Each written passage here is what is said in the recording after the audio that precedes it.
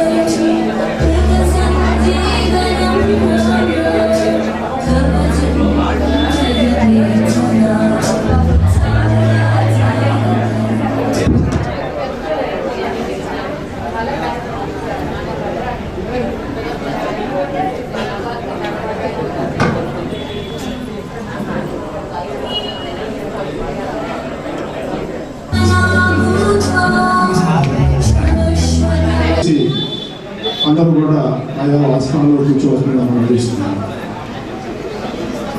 సంవత్సరం కూడా మేము అడగక ముందే వారు మాకు వరాలు ప్రదర్శిస్తున్నారు. ఎక్కడెక్కడో తిరుగుతూ కూడా ఖాళీ లేకపోయినా ఇక్కడికి వచ్చి మా అందరినీ దీవించి మంచి వాక్యాలు చెప్పి మనందరినీ కూడా ముక్తి మార్గంలో నిలుస్తున్నారని చెప్పడానికి కూడా నేను చాలా గర్వపడుతున్నాను. దయచేసి గురువర్యుల్ని వేదికలకి ఆహ్వానించాల్సిన వారు ఎంతని కోరుతున్నాను.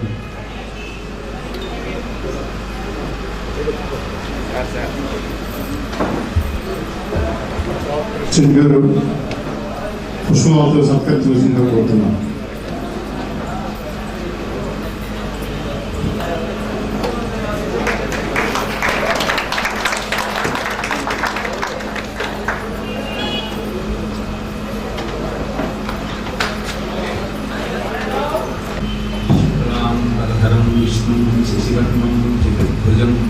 प्रसन्नवदनं ध्याये सर्वविघ्नोपशान्तये गुरुर्ब्रह्मा गुरुर्विष्णुः गुरुर्देवो महेश्वरः गुरुसाक्षात् परब्रह्म तस्मै श्रीगुरवे नमः। व्यासाय विष्णुरूपाय व्यासरूपाय विष्णवे नमो वै ब्रह्मनिधये वासिष्ठाय नमो नमः। तं राम रामेति मधुरं मधुराक्षरम् आरुह्य कविताशाखां वन्दे वाल्मीकिकोकिलं। श्रुतिस्मृतिपुराणानाम् आलयं करुणालयं नमामि भगवत्पादशङ्करं लोकशङ्करम्। యథావివ సంపృక్తౌ ఆగర్భప్రతిపత్తయే జగతః పితరౌ వందే పార్వతీ పరమేశ్వరౌ.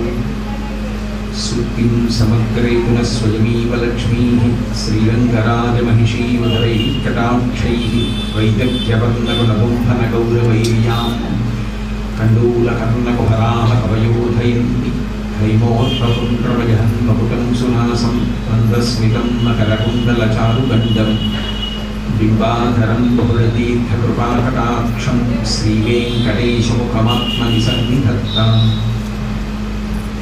విమలపటి కమలపుటి పుస్తక రుద్రాక్షస్తహస్తపుటి కామాక్షి పక్ష్మాక్షి కలిత విపంచి విభాసి వేరించి మనోజవం మరుతతుల్యవేగం జితేంద్రియం బుద్ధిమతాం వరిష్టం వాతాత్మజం వనరయూథముఖ్యం శ్రీరామదూతం శిరసా నమామి. ఆపదామపహత్తారం దాతారం సర్వసంపదాం లోకాభిరామం శ్రీరామం భూయో భూయో నమామ్యహం. హరి ఓం.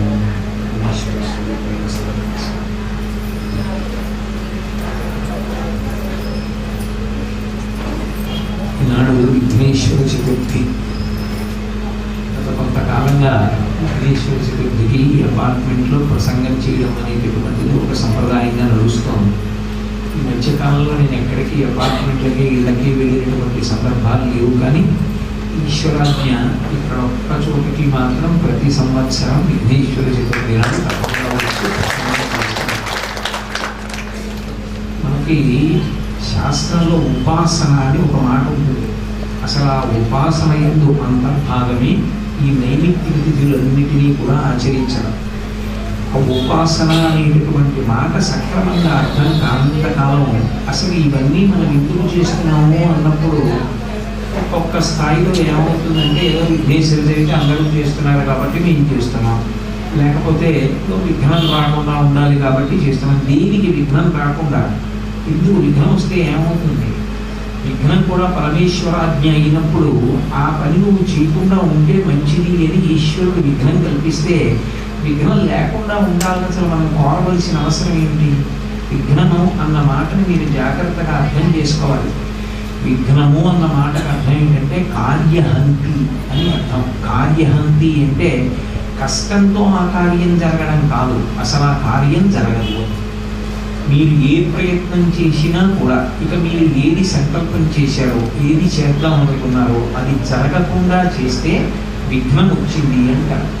విఘ్నమునకు పర్యాయ పదం ఏది అంటే కార్యహంతి, అంటే ఆ పని జరగకుండా ఉండుతా. పని జరగకుండా ఉన్నది అంటే అది భగవంతుని యొక్క శాసనంగా స్వీకరించగలిగాం అనుకోండి. అప్పుడు విఘ్నం అన్న మాట గురించి బెంగపెట్టుకుని అసలు విఘ్నాలు లేకుండా ఉండాలని కోరవలసిన అవసరం ఎందుకుంది అంటే, విఘ్నమన్న మాట లేకుండా ఎందుకు ఉండవలసి ఉందో, విఘ్నములను తీయడానికి ప్రత్యేకంగా విఘ్నేశ్వరుణ్ణి ఎందుకు ఆ స్థానంలో పరమేశ్వరుడు కూర్చోబెట్టాడో అర్థం చేసుకున్నాడు. ఉపాసన అన్న మాట పరిపుష్టమవుతుంది. ఉపాసన అన్న మాటని కొంచెం జాగ్రత్తగా మీరు అర్థం చేసుకుంటే, కొరతను పూడ్చుకొనుటకు చేయు ప్రయత్నము అని అర్థం. అది అలా కొరత అంతా పూడిపోతే ఏమైపోతుంది అంటే, ఉప అంటే సమీపమునందు, ఆసన అంటే కూర్చోట, ఆసనము అంటే కూర్చోడానికి పనికి వస్తుంది. ఆసనము సమర్పయామి అన్నాను అనుకోండి, అది దేనికి? ముద్దులు పెట్టేమని కాదు, అందులో కూర్చోమని. ఆసనము కూర్చుని కొరకు వినియోగిస్తాడు. ఎక్కడ కూర్చోవడం? ఉప సమీపమునందు. ఎవరికి సమీపమునందు అంటే, ఇక ఉప శబ్దానికి ముందు ఏదీ లేకపోతే దాని అర్థం ఎప్పుడు బ్రహ్మమని. ఉపాసన, ఉపనయనము, ఉపవాసము అలా అని వదిలిపెట్టేసాం అనుకోండి, అంటే ఉప దేని చెంత అంటే బ్రహ్మమునకు చెంత అని అర్థం. ఉపనిషద్ అన్నాను అనుకోండి, షద్ అంటే జీర్ణమైపోవడం, నా కానిది ఏది జీర్ణము కాదో అది బ్రహ్మము. ఆ బ్రహ్మమునకు ఉప దగ్గరగా వెళ్ళి తెలుసుకునే ప్రయత్నం చేయడానికి ఏది సాధనముగా నిలబడుతుందో దానికి ఉపనిషత్. అలాగే ఉపవాసము, దేనికి దగ్గరగా మీరు వసించి ఉన్నారు అంటే భగవంతుడికి దగ్గరగా వాసం చేశారు. వాసం చేయడం అనేటటువంటి మాటలో ఒక అర్థం ఉంటుంది, ఖాళీ చేయడం అన్న మాట కూడా ఉంటుంది. ఒక ఒక ఇంట్లోనో ఒక ప్రదేశంలోనో ఉన్నవాడు అక్కడ వసించినటువంటి వాడు ఖాళీ చేస్తూ ఉంటాడు.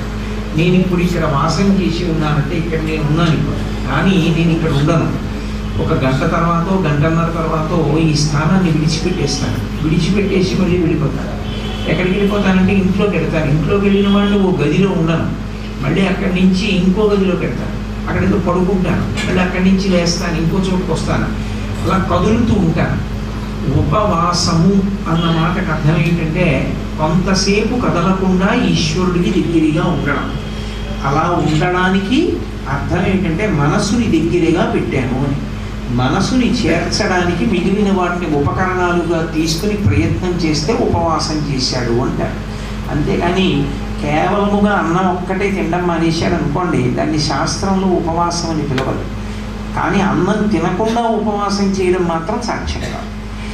సాత్వికమైనటువంటి పదార్థాన్ని మాత్రమే తీసుకోవాలి. అంతేకాని ఉపవాసానికి భోజనం చేయకూడదని నియమం లేదండి, భోజనాలు చేసేయించండి అని ప్రత్యేకంగా కరపత్రాల్లో కూడా వేస్తే వాడికి శాస్త్రం తెలియని వాడే గుర్తు. ఉక్షణం ఉంటుంది, కొంతసేపు ఉంటాడు అని గుర్తు. అంత తొందరగా వెళ్ళిపోడు. కాసేపు కూర్చోండి అన్నాను అనుకోండి, అంటే దాని అర్థం ఏంటంటే మీతో నేను కొంచెం సేపు మాట్లాడతాను. నేను నిలబడి మీరు నిలబడి ఉండగా నేను మాట్లాడి మీరు బహుశా ఆయన కూర్చోమనలేదంటే ఆయన ఒత్తిడిలో ఉన్నారనమాట, ఆయన ఏదో పనిలో ఉన్నారు, వెళ్ళిపోవాలేమో అని గమనించి వచ్చిన పని ఒక్కటే చెప్తారు సూక్ష్మంగా. నేను మాట్లాడి నేను కూర్చోను, ఎందుకంటే మీరు కూర్చునింటే నేను మాట్లాడడానికి సమయం లేదని గుర్తు. ఎక్కువసేపు ఉపోద్ఘాతం వద్దు, వచ్చిన పని చెప్పేసేయండి. మిమ్మల్ని పంపిస్తూ ఏమనుకోకండి కూర్చోబెట్టలేకపోయాను, ఒత్తిడిలో ఉన్నాను అని ఒక మర్యాదకో మాట అంటాను. అంటే ఇప్పుడు కూర్చోబెట్టలేదు అంటే ఎక్కువసేపు మాట్లాడడానికి సిద్ధంగా లేను అని. ఆసన అంటే కూర్చోబెడుతున్నాను, ఎక్కువసేపు ఉంటారు. ఉపాసన ఎంత ఎక్కువసేపు అంటే ఇక సేపు అన్నది కాలం. కాలం ఎంతకాలం ఉంటుందో అంతకాలం అక్కడే కూర్చోవడం, తిరిగి రావడం అన్నది ఉండదు. అంత ఆనందాన్ని పొందడానికి, కొరతలు తీర్చుకోవడానికి చిట్ట చివర ఎవరి పక్కకి చేరిపోతే కొరత, వెలితి, లోటు ఈ మాటలు ఉండవు. అటువంటి స్థితిని చేరుకోవడానికి వెళ్ళేటటువంటి ప్రయాణ మార్గానికి ఉపాసన అని పేరు. మీరు ఒక్క విషయం గమనించండి, కొరత అన్న మాట అసంతృప్తికి కారణం. మీరు కొంచెం జాగ్రత్తగా పట్టుకునే ప్రయత్నం చేయండి. ఎప్పుడూ వింటున్న వాళ్ళేగా, మామూలు కథ ఎందుకని వాళ్ళు మార్చి మాట్లాడుతున్నారు. కొరత అన్నది మనుష్యునికి ఉన్నంతగా ఇతర ప్రాణుల యందు ఉండదు. ఎందుకో తెలుసా? వాటికి అవసరాలు లేవు. నేను బట్ట కట్టుకోవాలి, కుక్కకి బట్టలు అక్కర్లేదు. నాకు ఇల్లు ఉండాలి, కుక్కకి ఇల్లు అక్కర్లేదు. నాకు వంట పాత్రలు ఉండాలి, కుక్కకి వంట పాత్రలు అక్కర్లేదు. నాకు భార్య ఉండాలి, దానికి అక్కర్లేదు. నాకు బిడ్డలు ఉండాలి, దానికి మైథున ప్రక్రియకి అనుషంగిక ప్రయోజనం పిల్లలు. అది సంతానార్థి ఏదో పితృరుణం తీర్చుకోవడానికి సంతానాన్ని కనలేదు. నాకు పుణ్యకర్మాచరణం కావాలి, దానికి అక్కర్లేదు. దానికి బాధ అన్న మాట ఎక్కడికి పరిమితం అయిపోతుందంటే దేహ సంబంధము అంతే. మనో సంబంధము చాలా తక్కువ. శరీరానికి దెబ్బ తగిలింది, బాధపడుతుంది. ఆకలి వేసింది, బాధపడుతుంది. దాహం వేసింది, బాధపడుతుంది, అంతే. ఇక మిగిలిన వాటికి బాధలు లేవు. బాధ లేకపోతే, దానికి సంబంధించిన స్పృహయే లేకపోతే కొరత అన్న మాట కూడా లేదు. కాబట్టి మీరు ఒకటి గమనిస్తే, దుఃఖం అన్నది నిజానికి అన్ని ప్రాణులలో ఎవరికి ఎక్కువ? మనుష్య ప్రాణికే ఎక్కువ. ఎందుకని? కావలసినవి ఎన్నో వాడికి ఉన్నాయి, అన్నీ నాకు లేవన్న పరిమితి కూడా వాడికే ఉంది. నాకు దీర్ఘాయుష్మంతుడనై శరీరం విడిచిపెట్టి సావన్న మాట లేకుండా ఉండిపోవాలని ఉంది. సాధ్యమా? వృద్ధాప్యం రాకుండా నేను యవ్వనంలో ఉండిపోతే బాగుండునని ఉంది. సాధ్యమా? విపరీతమైన ఐశ్వర్యం ఉండి హాయిగా ఈ ఉద్యోగం అని చేయకుండా హాయిగా ఏదో నెలకింత డబ్బు వస్తే ఇంటి పట్టుకు కూర్చోవాలని ఉంది. సాధ్యమా? ఎన్నో కోరికలు, అన్నిటికీ పరిమితులు. శక్తి వైపు నుంచి చూసినప్పుడు పరిమితి, లోపల ఉన్నటువంటి కోరిక అపరిమితి, అపారమైన కోరిక. అపారమైన కోరికలన్నీ ఎక్కడ పూర్ణములైపోతాయో, ఇక మళ్ళీ కోరవలసిన అవసరం లేని స్థితికి ఎక్కడ చేరిపోతే నువ్వు నిలబడిపోతావో ఆ స్థానాన్ని చేరిపోవడానికి ఉపాసన అంటారు. ఏ ప్రాణిగా మీరు ఉండండి, కొరత అన్నది ఒకటి మిగిలిపోతుంది. ఏదో ఒకటి కొరత ఉంటుంది. కొరత ఉన్నది అన్న మాటకు అర్థం ఏమిటంటే ఒక జీవుడిగా ఉన్నాడు అని గుర్తు. కొరత లేదు అంటే బ్రహ్మమైనాడు అని గుర్తు. అంతే తేడా. పూర్ణత్వాన్ని పొందుతాడు. నాకు ఇది కావాలి, నాకు ఇది లేదన్న మాట ఉండదు. నువ్వు చచ్చిపోతావు, నేను చచ్చిపోవడం ఏంటంటే శరీరం పడిపోతుంది. నేను ఎప్పుడూ ఉంటాను, నేను ఆత్మనంటాడు. ఇప్పుడు చావుకి భయం లేదు. ఎందుకనంటే తాను ఆత్మ తెలుసుకున్నాడు. నీకు ఇల్లు లేదు, ఇల్లు ఎందుకండి? పరమేశ్వరుడు కొండ గుహలు నిర్మించాడు, చెట్టు తొర్రలు నిర్మించాడు, ఎన్నో చోట్ల బ్రహ్మాండమైనటువంటి కందకాలు ఉన్నాయి. అవి చాలవా? బ్రహ్మాండమైనటువంటి చెట్టు నీడన నా చేతిని తలగడా పెట్టుకు పడుకుంటే సరిపోదా? ఇంకెందుకంటే ఇల్లు నాకు అక్కర్లేదు అన్నాడు అనుకోండి.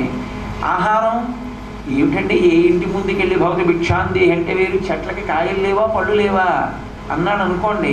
కౌపీనవంత కలు భాగ్యవంత అంటారు శంకరాచార్యుల వారు. అది సన్యాసం అంటే అక్కడ పరిపూర్ణమైనటువంటి తృప్తితో ఉంటాడు. నాకు ఇది లేదన్న మాట ఉండదు. ఇక నాకు లేనిది ఏమిటి అని ఉంటాడు.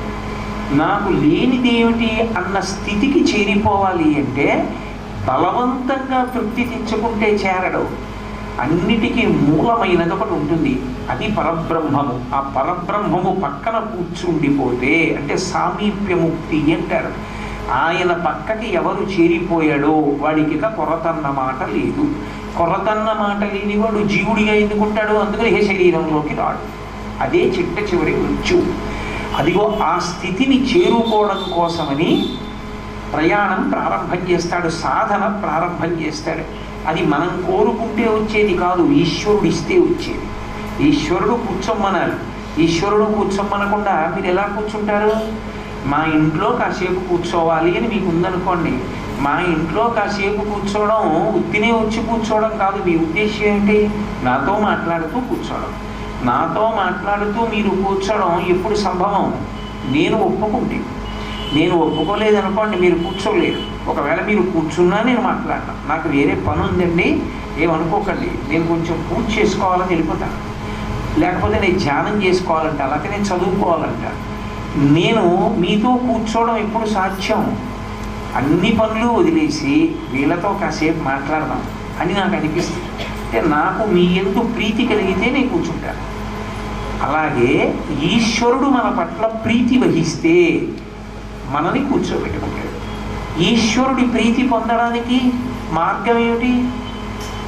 ఆయన్ని స్తోత్రం చేస్తే సంతోషిస్తాడా? అంత వెర్రివాడు ఏం కాదు, పొగిడితే పొంగిపోవడానికి అయింది. మీరు నైవేద్యం పెడితే సంతోషిస్తాడా? ఆయనకి లేనిది ఏం లేదు మీరు కొత్తగా పెట్టడానికి. ఆయనే పూర్ణుడు కానీ వాడు మిమ్మల్ని పూర్ణుడి చేస్తాడు. ఆయన పూర్ణుడు కాబట్టి ఆయనకి మీరు ఇవ్వగలిగినది అన్నది లేదు. కాబట్టి మీరు ఆయన ప్రీతిని పొందడం అన్నది దేనివల్ల సాధ్యం? ఒకే కారణానికి సాధ్యం. ఆయన ఎలా బ్రతకమన్నాడో అలా బ్రతకడం. ఇప్పుడు ఆయన ఎలా బ్రతకమని ఎక్కడ చెప్పాడు? వేదంలో చెప్పాడు. ఆ వేదంలో చెప్పినట్టు బ్రతికినటువంటి మార్గానికి ప్రీతికి మార్గము ఉపాసన అని పిలుస్తారు. అది ఉపాసన అన్న మాటకు అర్థం. ఉపాసన సాధనా మార్గంలో చివరి ప్రయోజనాన్ని చెప్పడం. ఉపాసన అంటే ఆయన పక్కన కూర్చునుట. ఆయన పక్కన కూర్చునుటకు నువ్వేం చెయ్యాలో అది చేస్తూ ఉండడాన్ని ఉపాసన అంటారు. ఆ ఉపాసన అన్నది ఆయన చెప్పినట్టు చెయ్యడానికే ఆశ్రమంగా విభాగం వచ్చేస్తుంది. ఆశ్రమంగా విభాగం రావడం అంటే బ్రహ్మచర్యము, గృహస్థాశ్రమము, వానప్రస్థము, సన్యాసము అని 4 ఆశ్రమాలు. బ్రహ్మచర్యము అన్న మాటకి చాలామంది అర్థం ఏమిటనుకుంటూ ఉంటారంటే బ్రహ్మచర్యము అంటే భార్యతో కలిసి ఉండకుండుట అనుకుంటూ ఉంటారు. అది కాదు దాని అర్థం. బ్రహ్మము అన్న మాటకి పర్యాయ పదం వేదం. వేదాన్ని చదువుకునేటటువంటి ప్రక్రియ ఏది ఉన్నదో దాన్ని కూడా బ్రహ్మము అని పిలుస్తారు. ఆ బ్రహ్మమునందు చెరించుట అంటే కదులుతున్నాడు. ఎలా? దేనికి కదులుతున్నాడు అంటే వేదాధ్యయనము కొరకు కదులుతున్నాడు. వేదాధ్యయనము కొరకు కదులుట అంటే దానికి కొన్ని పరిమితులు ఉంటాయి, దానికి కొన్ని నియమాలు ఉంటాయి. ఏకాదశి నాడు నేను ఉపవాసం చేస్తానండి అనకూడదు బ్రహ్మచారి. బ్రహ్మచారికి ఏకాదశి ఉపవాసం లేదు. 365 రోజులు భోజనం చేయాలి. 365 రోజులు భోజనం చేసి గురువు కన్నా గొప్పవాడు లేడు, గురువే నా కన్నుల ఎదుట కరచరణాదులతో తిరుగాడుతున్న దైవమన్న భావనతో ఉంటాడు. ఉండి గురువుగారి దగ్గర కూర్చుని వేదాంత విద్య అభ్యాసం చేస్తాడు. దానికి బ్రహ్మచర్యం అని పేరు. బ్రహ్మచర్యంలోంచి గృహస్థాశ్రమంలో పెడతాడు. మళ్ళీ అదో కదలిక. ఈ కదలికలో గృహస్థాశ్రమము అంటే చాలామంది ఏమనుకుంటారంటే గృహము అంటే ఇల్లు, ఇంట్లో ఉండడం అనుకుంటారు. కాదు. గృహమునకు పర్యాయ పదం ఏది, యథార్థమైన అర్థం ఏది అంటే ఇల్లాలు అని. ఇల్లాలు భార్య, ధర్మపత్ని అని అర్థం. ఆ వేదాంతంలో మనం లౌకికంగా అనుకునేటటువంటి అర్థాలు ఉండవు. గృహప్రవేశం అంటే ఇల్లు కట్టుకోవడం కదండి, ఇంట్లోకి వెళ్ళడం కదండి, అదని గృహస్థాశ్రమం అంటే ఇంట్లో ఉండడమా అని అలా అన్వయం అవదు. గృహము ఇల్లు. అందుకే గృహిణి గృహముచ్యతే, గృహిణికే గృహము అని పేరు. ఇల్లాలు లేని ఇల్లు ఇల్లే కాదు. ఒక పురుషుడి యొక్క సమస్త శాంతి అంతరించిపోయేది ఒక ఇంట్లో ఉండి అతను పుణ్యాలు సంపాదించడానికి కావలసిన మార్గాలు మూసేసేది ఎప్పుడంటే భార్య వెళ్ళిపోతే. భార్య వెళ్ళిపోతే అంటే నా ఉద్దేశం ఆమె శరీరాన్ని విడిచిపెట్టేస్తే పురుషుడు గృహంలో ఉండి ఏమి సాధిస్తాడు అన్న దాని గురించి చెప్పడం చాలా కష్టం. ఇక్కడ అప్పుడు సన్యాసము నిజమైన సమాధానం, వెళ్ళిపోవడమే ఉత్తమం.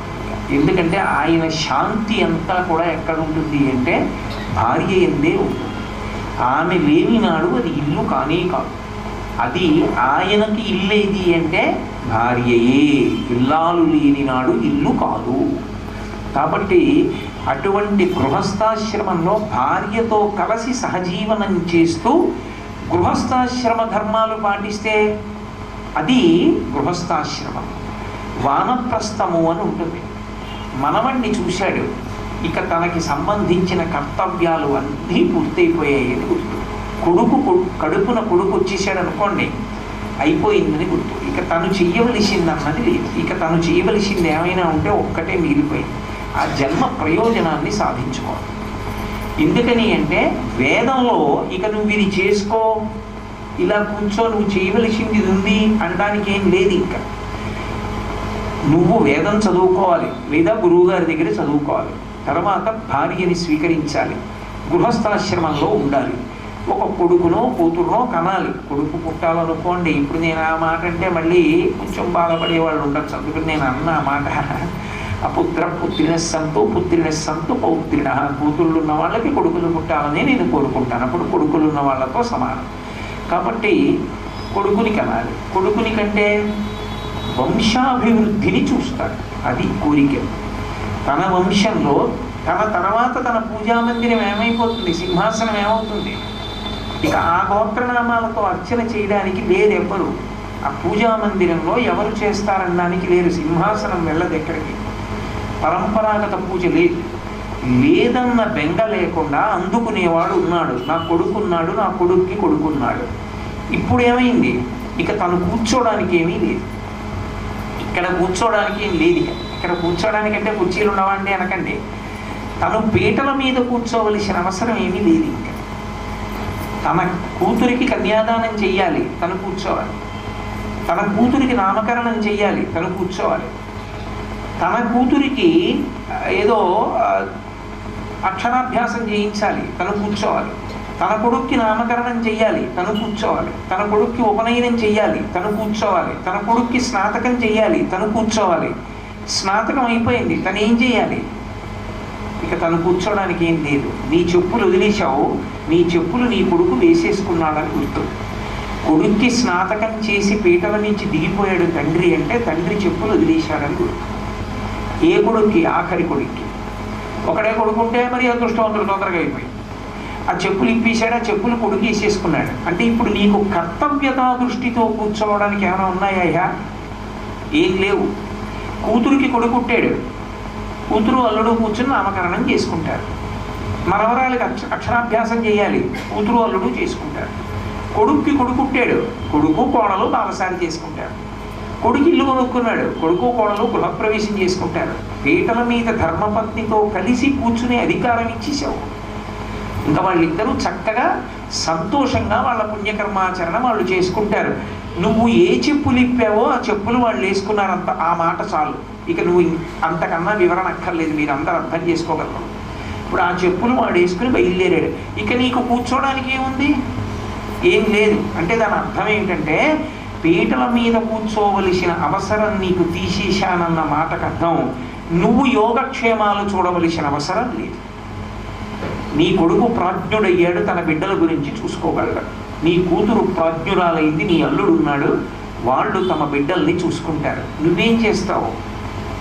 ఓ కార్యానికి నాన్నగారండి రెండంటే వెళ్ళి అక్షతలి చక్కగా ప్రార్థన చేయి. మిగిలిన సమయం ఏం చేస్తావు? ఇంకా మనవడికి మనవరాలకి ఫిక్స్డ్ డిపాజిట్లు, నేషనల్ సేవింగ్ సర్టిఫికెట్లు, డబ్బులు దాచడాలు ఈ అవసరం తనకి లేదు శాస్త్రం. ఇక తనేం చేస్తాడు? ఇల్లు వదిలిపెట్టేస్తాడు. ఇల్లు వదిలిపెట్టి వనానికి వెళ్ళిపోతాడు. వనానికి అంతకుముందు ఎందుకు వెళ్ళలేదు? భయహేతు. అరణ్యానికి వెళ్ళిపోండి అన్నాడు అనుకోండి, ఏమంటే 2 రోజులు అడవిలో ఉండరండి అన్నాడు అనుకోండి, నేను ఎవరినో ఇది ఎవరో నన్ను అన్నారు అనుకోండి, బాబా అడవిలోనేనండి అంటాను. ఎప్పుడు అడవిలో ఉండడానికి భయం పోయింది. ఇక నేను ఉండి మాత్రం ఏం చేయాలి? నేను ఉన్నది బ్రహ్మాన్ని అనుభవించడానికి, ఈశ్వరోపాసన కొరకు. ప్రశాంతంగా ఉంటుంది, ఎవ్వరూ నా జోలికి రారు, ఇక నన్ను పలకరించక్కర్లేదు, మౌనంగా ఈశ్వరోపాసన ఉంది. కాబట్టి ఇప్పుడు వానప్రస్థ అయ్యాడు. వానప్రస్థు అంటే వనమునందు నివసిస్తాడు. వానప్రస్థు అన్నమాట తేలిక కూడా ఉంది. వనమునందు ఉంటాడు. ఉండి హాయిగా ప్రకృతి మధ్యలో ఈశ్వరోపాసన చేసుకుంటూ భార్యతో కలిసి ఇద్దరికీ ఏ విధమైనటువంటి సంగము లేదు. ఇంకా పరమేశ్వరారాధనము తప్ప అన్యము లేదు. వానప్రస్థంలో పరమేశ్వరుణ్ణి చేరిపోతాడు. అది అంతిమంగా ఈశ్వరుణ్ణి చేరిపోతే ఉపాసన. భగవంతుడి పక్కన కూర్చున్నాడు.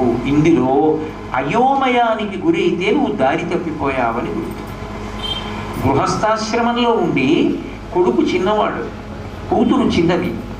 నువ్వు వాళ్ళిద్దరి భవిష్యత్తు గురించి చూడకుండా, నువ్వు వాళ్ళకి సంబంధించిన కార్యాలు పూర్తి చెయ్యకుండా, మోక్షమన్న మాట గురించి మాట్లాడిన, ఈశ్వరుణ్ణి చేరిపోవడం అన్న పెద్ద విషయాల జోలికెళ్ళినా నువ్వు నీ కర్తవ్యాన్ని వదిలిపెట్టేశావని గుర్తు. భ్రష్టుడవైపోయావు.